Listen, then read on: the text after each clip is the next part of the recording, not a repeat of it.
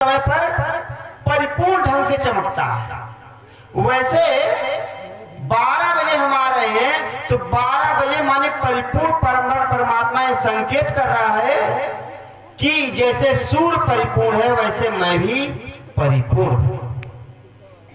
नौमी तिथि को भगवान क्यों आए? कहा नौमी तिथि को भगवान नहीं आए क्योंकि इकाई की सबसे बड़ी कोई संख्या है तो 9 के बाद 10 आ जाता है, दहाई आ जाती है। और जब 10 आ जाता है तो क्या होता है? 1 और 0 1 0 का क्या मतलब है? 10 बड़ा थोड़ी ना है। 10 बना कैसे? इकाई की ही संख्या से तो 10 बना। कैसे 10 बना? पढ़ने वाले बच्चे बनाए बताएं। इकाई जितनी गिनतियां बनी 10 के आगे, इकाई की जितनी संख्याएं उसी से तो बनी। अरे भाई 1 0 0 1 2 3 4 5 6 7 8 9 तो इकाई की ये संख्याएं हैं। अब 10 बनने में 1 0 आ गया, 11 बनने में 1 1 आ गया। ये सारी संख्याएं तो इकाई की है।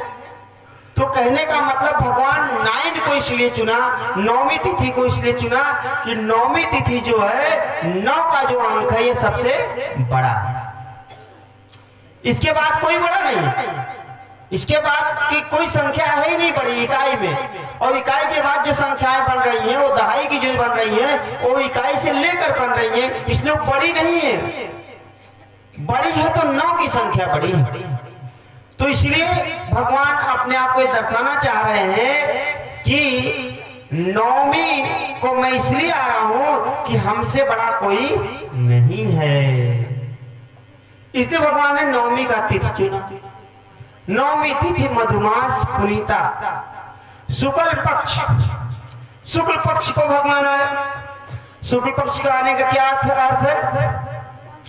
कहा शुक्ल पक्ष में भगवान इसलिए आए क्योंकि भगवान देव पक्षी हैं। भगवान देवताओं का भला करते हैं, राक्षसों का भला नहीं करते। जैसे भगवान शंकर हैं वो दोनों पक्ष की तरफ रहते हैं, राक्षसों की तरफ देवताओं की तरफ रहते हैं।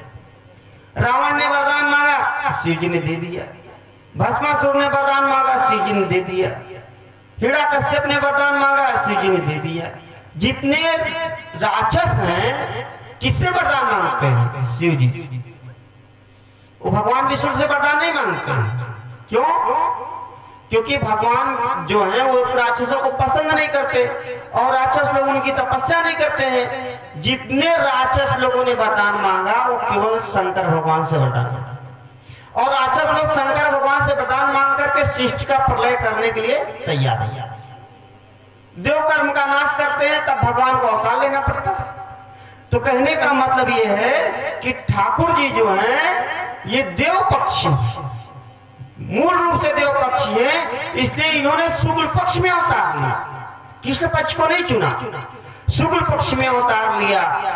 और आगे क्या कहा भगवान किस दिन आए? कहा नौमी तिथि मधुमास पुनीता शुक्ल पक्ष अभिजित अर्पिता मध्य दिवस अति शीत न घामा पावन काल लोक विश्राम।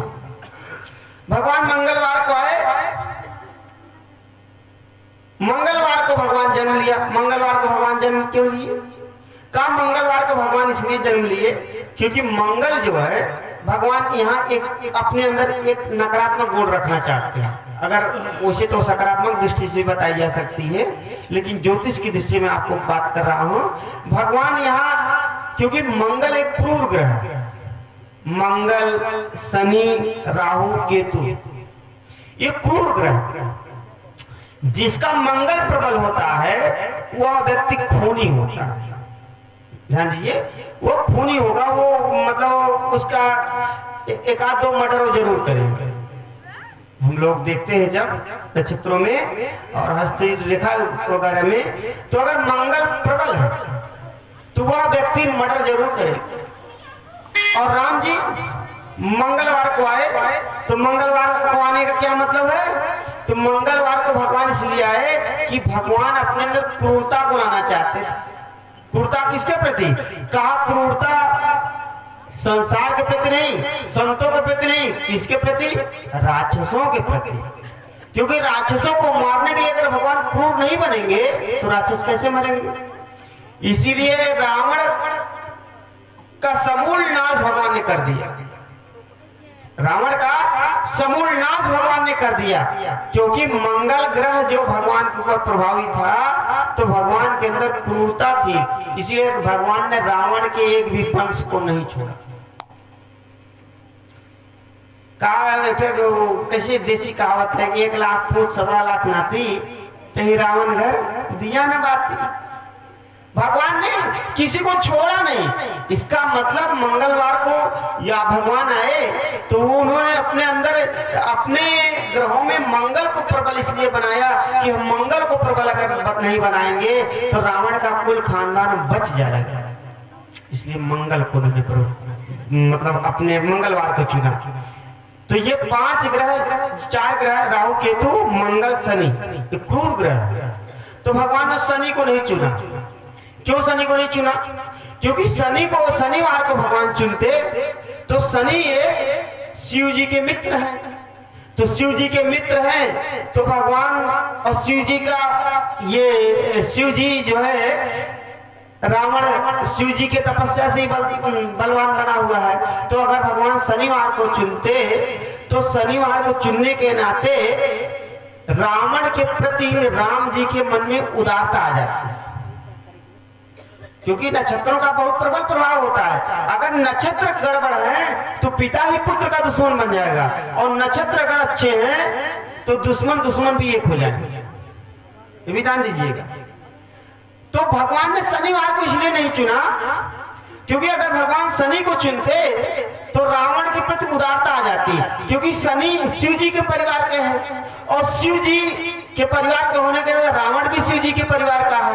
भाई रावण ने शिव जी से सब हासिल किया है, तो इसलिए भगवान ने शनिवार का दिन नहीं चुना, उन्होंने चुना मंगलवार का दिन। तो ये एक ज्योतिष दृष्टिकोण से मैं आपको समझा रहा हूं, इसको समझने का प्रयास करिए। जब आप ज्योतिष पढ़ेंगे जानेंगे तब आपको ये बात समझ में आएगी। बोले श्री वृंदावन बिहारी लाल की। तो मंगलवार का भगवान ने ये दिन चॉइस किया, और इसके अलावा फिर अयोध्या धाम भगवान चाहते तो पृथ्वी के किसी भी कोने में भगवान प्रकट हो सकते थे, भगवान के लिए कुछ दुर्लभ थोड़ी ना। लेकिन भगवान ने अयोध्या को क्यों चुना? क्योंकि रामो विग्रहवान धर्मा, राम धर्म के विग्रहवान स्वरूप है। राम जी से ही धर्म उत्पन्न हुआ है, और जो व्यक्ति धर्म करेगा वो राम जी को प्रिय होगा, और जो अधर्म करेगा वो राम जी को प्रिय नहीं होगा। अयोध्या जो है धर्म की मूल भूमि है। महाराजा मनु और शत्रुपा महारानी शत्रुपा जी उत्पन्न हुए, ब्रह्मा जी ने इनको उत्पन्न किया, तो इन्होंने धर्म का आचरण करने के लिए महाराजा मनु ने मनुस्मृति की रचना किया। किसकी रचना किया? महाराजा मनु ने।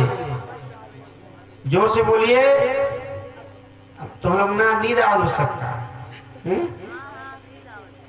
तो जाजे घरे में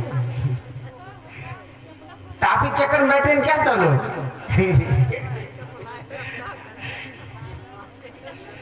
माने कथा महत्वपूर्ण नहीं है, टाफी महत्वपूर्ण है। धन्य हो भगवान। राम नाम में आलसी, भोजन में होशियार, तुलसी ऐसे जीव को बार बार धिक्कार। तो महाराजा मनु ने मनुस्मृति की रचना किया। मनुस्मृति की रचना ये, मनुस्मृति हमारा आदि धर्म शास्त्र है। कहने वाला राम जी के आने से पूर्व ही मनु जी की संहिता, धर्म की संहिता विद्यमान थी, और वो धर्म की संहिता कहाँ लिखी गई? अयोध्या से लिखी गई।